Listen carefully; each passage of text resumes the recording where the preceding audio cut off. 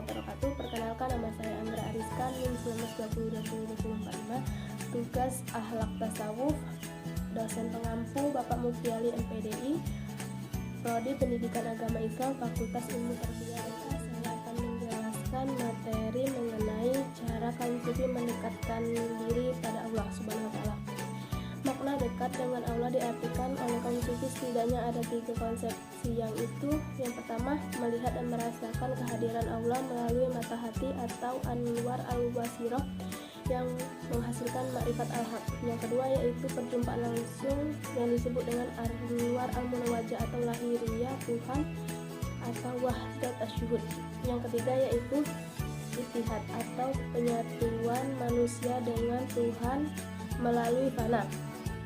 Walau jalan menuju Allah beraneka ragam, tak ada hinganya, namun seperti yang telah diringkas oleh Al-Ghazali, ada 3 langkah yang dapat digunakan, yaitu yang pertama penyucian hati atau tahiru al-qalbi.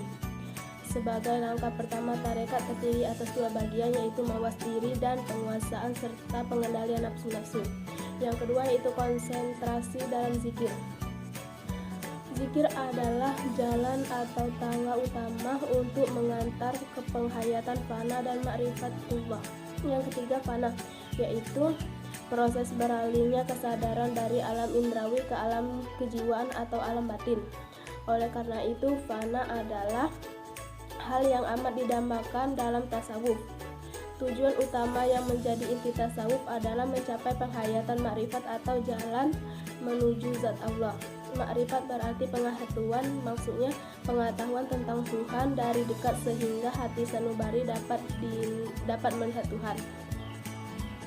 Makrifat hanya terdapat pada kaum sufi yang sanggup melihat Tuhan dengan hati sanubari mereka. Makrifat dimaksudkan Tuhan ke dalam hati seorang sufi sehingga hatinya penuh dengan cahaya. Makrifat bukan hasil pemikiran manusia tetapi tergantung kepada kehendak dan rahmat Tuhan. Bagi sufi, makrifat tidak berdiri sendiri. Abu Bakar Al-Khalabazi berpendapat bahwa makrifat selalu bersamaan dengan muhabbah. Muhabbah menggambarkan hubungan rapat dalam bentuk cinta, sedangkan makrifat menggambarkan hubungan dekat dalam bentuk pengetahuan dan dengan hati dan sanubari. Al-Ghazali juga kadang-kadang menyebut makrifat berbarengan dengan ilmu karena ilmu merupakan jalan menuju makrifat. Untuk sampai ke tingkat makrifat, sufi harus memilih komponen hatinya yang mampu mencapai hal itu. Menurut Al-Qushairi, ada 3 komponen dalam tubuh manusia yang digunakan oleh sufi dalam hubungannya dengan Tuhan, yaitu qalbi, roh, dan sir. Untuk mencapai kualitas tingkat itu, seorang sufi harus melakukan serial latihan keras dan sungguh-sungguh. Dan serial amalan itu disebut dengan al-maqamat atau jenjang menuju kehadirat Tuhan. Di kalangan sufi, orang pertama yang membahas masalah al-maqamat adalah Haris Ibnu Asad al-Muhasibi. Mengenai jumlah formasi al-maqamat, terdapat perbedaan pendapat di kalangan sufi, yaitu menurut Abu Bakar Muhammad Al-Khalabazi, maqamatnya adalah taubat, zuhud, sabar, kekafiran, kerendahan hati, tawakal, kerelaan, cinta, dan makrifat. Sedangkan menurut Abu Nas Al-Syaraf At-Tusi, formasi maqamat adalah taubat, zuhud, kekafiran, sabar, tawakal, dan kerendahan hati. Dan menurut Abu Hanif Al-Ghazali, maqamatnya adalah taubat, sabar, kekafiran, zuhud, tawakal, cinta, makrifat, dan kerelaan. Taubat bagi kaum sufi bukan hanya menghapus dosa, tetapi sebagai syarat mutlak agar dapat dekat dengan Allah.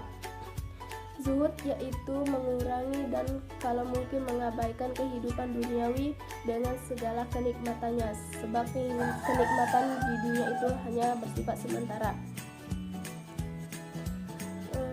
Wara adalah meninggalkan segala sesuatu yang tidak jelas hukumnya, baik yang menyangkut makanan, pakaian, maupun persoalan.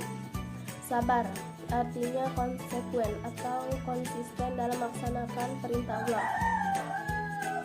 Tawakal bagi kaum sufi memiliki citra tersendiri. Ini berarti bahwa segala hal baik sikap, perbuatan maupun tercermin harus diterima dengan tulus. kekafiran, artinya tidak meminta lebih dari apa yang telah ada pada dirinya. Kerelaan, yaitu menerima qada dan qadar Tuhan dan menghayati serta menghargai atas ketentuan Allah Subhanahu wa taala. Mengeluarkan perasaan benci yang sehingga hanya ada perasaan yang senang dan gembira.